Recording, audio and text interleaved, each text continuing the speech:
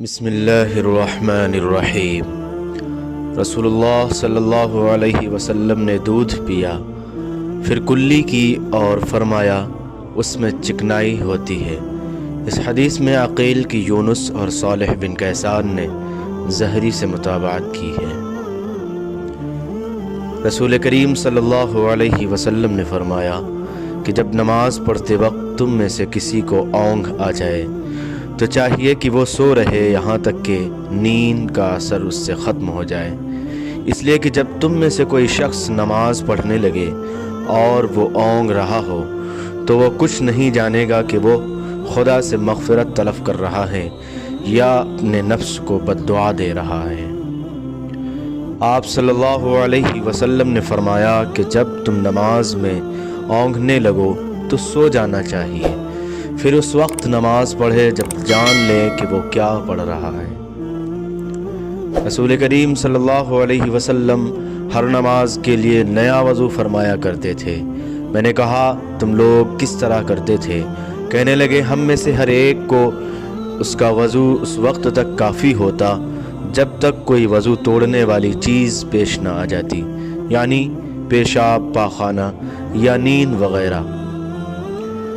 ہم خیبر والے سال رسول کریم صلی اللہ علیہ وسلم کے ہمراہ جب صحابہ میں پہنچے تو رسول کریم صلی اللہ علیہ وسلم نے ہمیں عصر کی نماز پڑھائی۔ جب نماز پڑھ چکے تو آپ نے کھانے منگوائے، مگر کھانے میں صرف ستو ہی لایا گیا، سو ہم نے اسی کو کھایا اور پیا۔ پھر رسول کریم صلی اللہ علیہ وسلم مغرب کی نماز کے لیے کھڑے ہو گئے تو آپ صلی اللہ علیہ وسلم نے کلی کی، پھر ہمیں مغرب کی نماز پڑھائی اور نیا وضو نہیں کیا۔ رسول کریم صلی اللہ علیہ وسلم ایک دفعہ مدینہ یا مکہ کے ایک باغ میں تشریف لے گئے۔ وہاں آپ نے دو شخصوں کی آواز سنی جنہیں ان کی قبروں میں عذاب کیا جا رہا تھا۔ آپ صلی اللہ علیہ وسلم نے فرمایا کہ ان پر عذاب ہو رہا ہے اور کسی بہت بڑے گناہ کی وجہ سے نہیں۔ پھر آپ صلی اللہ علیہ وسلم نے فرمایا بات یہ ہے کہ ایک شخص ان میں سے پیشاب کے چھینٹوں سے بچنے کا اہتمام نہیں کرتا تھا اور دوسرا شخص چغل خوری کیا کرتا تھا۔ پھر آپ صلی اللہ علیہ وسلم نے کھجور کی ایک ڈالی منگوائی اور اس کو توڑ کر دو ٹکڑے کیا اور ان میں سے ایک ایک ٹکڑا ہر ایک کی قبر پر رکھ دیا۔ لوگوں نے آپ صلی اللہ علیہ وسلم سے پوچھا کہ یا رسول اللہ، یہ آپ صلی اللہ علیہ وسلم نے کیوں کیا؟ آپ صلی اللہ علیہ وسلم نے فرمایا اس لیے کہ جب تک یہ ڈالیاں خشک ہوں شاید اس وقت تک ان پر عذاب کم ہو جائے۔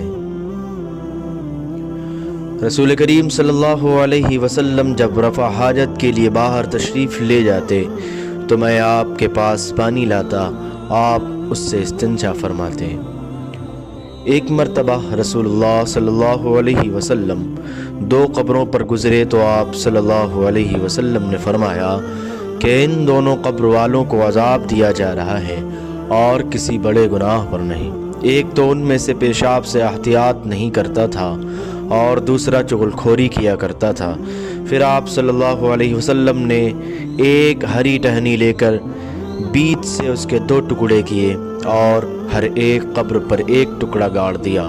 لوگوں نے پوچھا کہ یا رسول اللہ آپ نے ایسا کیوں کیا؟ آپ نے فرمایا شاید جب تک یہ ٹہنیاں خشک نہ ہوں ان پر عذاب میں کچھ تخفیف رہے۔ ابن المثنیٰ نے کہا کہ اس حدیث کو ہم سے وکیع نے بیان کیا، ان سے اعمش نے، انہوں نے مجاہد سے اسی طرح سنا۔ رسول کریم صلی اللہ علیہ وسلم نے ایک دیہاتی کو مسجد میں پیشاب کرتے ہوئے دیکھا تو لوگوں سے آپ صلی اللہ علیہ وسلم نے فرمایا اسے چھوڑ دو۔ جب وہ فارغ ہو گیا تو پانی منگا کر آپ نے اس جگہ بہا دیا۔